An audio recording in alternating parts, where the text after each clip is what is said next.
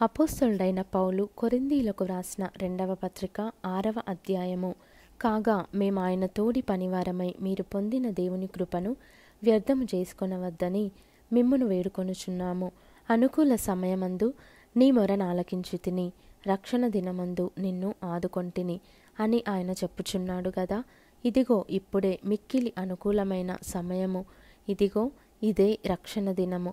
మా పరిచర్య నిందింపబడకుండు నిమిత్తము ఏ విషయములోనైనను అభ్యంతరమేమియూ కలుగజేయక శ్రమలయందును, ఇబ్బందులయందును, ఇరుకులయందును, దెబ్బలయందును, చెరసాలలలోను, అల్లరులలోను, ప్రయాసములలోను, జాగరములలోను, ఉపవాసములలోను మిగుల ఓర్పు గలవారమై పవిత్రతతోనూ జ్ఞానముతోనూ దీర్ఘశాంతముతోనూ దయతోనూ పరిశుద్ధాత్మ వలనను నిష్కపటమైన ప్రేమతోనూ సత్యవాక్యము చెప్పుట వలనను దేవుని బలము వలనను కుడి ఎడమల నీతి ఆయుధములు కలిగి ఘనతల వలనను సుకీర్తి దుష్కీర్తుల వలనను దేవుని పరిచారకులమై ఉండి అన్ని స్థితులలో మమ్మును మేమే మెప్పించుకొనుచున్నాము.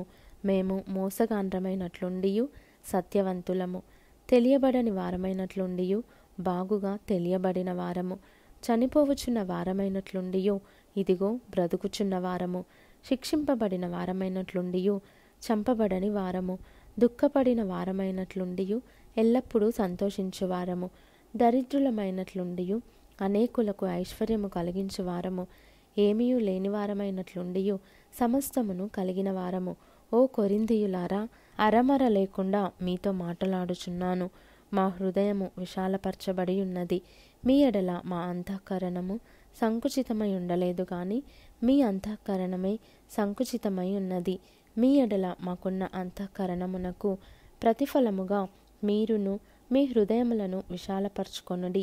మీరు నా పిల్లలని మీతో ఇలాగూ చెప్పుచున్నాను. మీరు అవిశ్వాసులతో జోడుగా ఉండకుడి. నీతికి దుర్నీతితో ఏమి సాంగత్యము? వెలుగునకు చీకటితో ఏమి పొత్తు?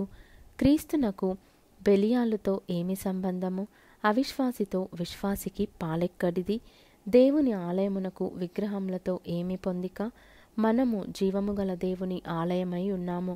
అందుకు దేవుడు ఇలాగూ సెలవిచ్చుచున్నాడు, నేను వారిలో నివసించి సంచరింతును, నేను వారి దేవుడనై ఉందును, వారు నా ప్రజలై ఉందురు. కావున మీరు వారి మధ్య నుండి బయలువెడలి ప్రత్యేకముగా ఉండుడి. అపవిత్రమైన దానిని ముట్టకుడని ప్రభువు చెప్పుచున్నాడు. మరియు నేను మిమ్మును చేర్చుకొందును, మీకు తండ్రినై ఉందును, మీరు నాకు కుమారులును కుమార్తెలునై ఉందురని సర్వశక్తిగల ప్రభువు చెప్పుచున్నాడు.